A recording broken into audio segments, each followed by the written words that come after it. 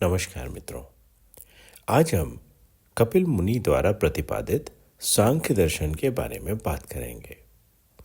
सांख्य दर्शन भारतीय दर्शन के 6 प्रमुख दर्शनों में से एक है। इसे महर्षि कपिल ने प्रतिपादित किया था। यह भारत के सबसे प्राचीन और वैज्ञानिक दृष्टिकोण वाले दर्शनों में से एक है, जिसमें सृष्टि, आत्मा, प्रकृति और मुक्ति के रहस्यों को तर्कसंगत तरीके से समझाया गया है। सांख्य दर्शन में सृष्टि की उत्पत्ति, जीव और ब्रह्मांड की प्रकृति, आत्मा और प्रकृति के संबंध को समझाया गया है।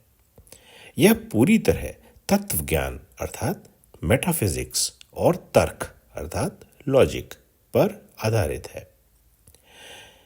सांख्य दर्शन द्वैतवाद को मानता है।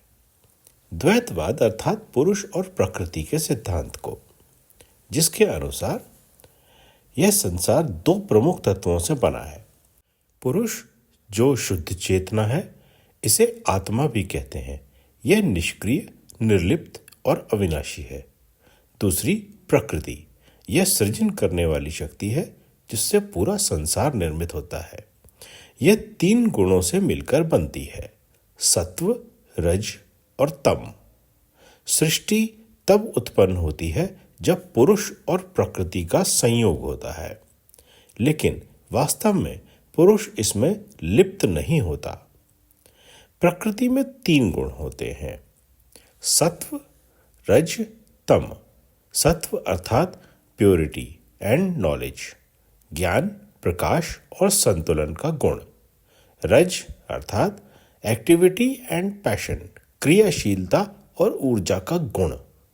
और तम इनर्शिया एंड डार्कनेस, जड़ता और अज्ञानता का गुण।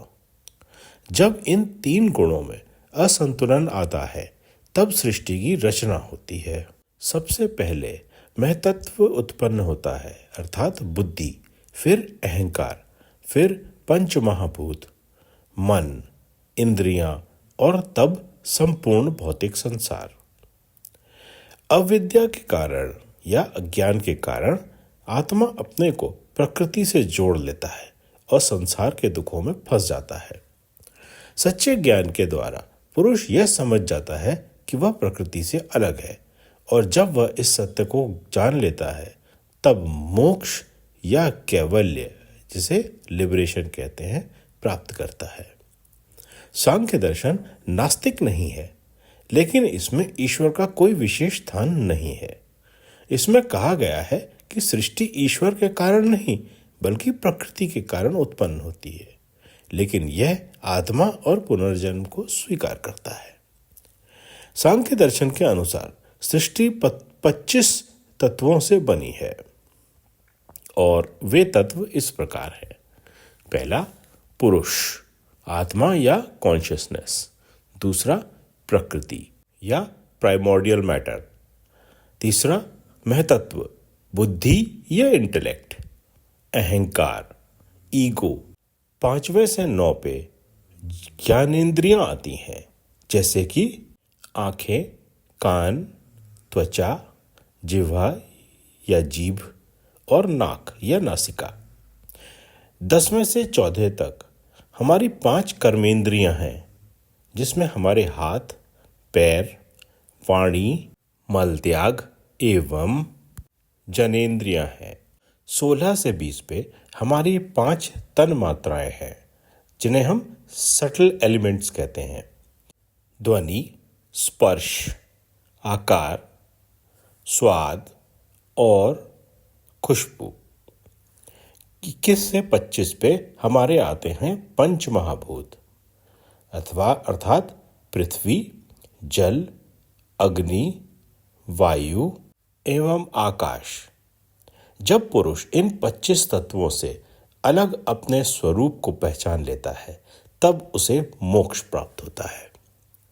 योग दर्शन जो महर्षि पतंजलि ने प्रतिपादित किया था, ने सांख्य दर्शन के सिद्धांतों को अपनाया।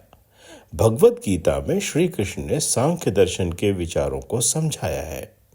आधुनिक विज्ञान की बिग बैंग थ्योरी और थ्योरी ऑफ इवोल्यूशन की कुछ अवधारणाएं सांख्य दर्शन से मिलती जुलती हैं। सांख्य दर्शन तत्व ज्ञान पर आधारित एक तार्किक और वैज्ञानिक दृष्टिकोण प्रस्तुत करता है।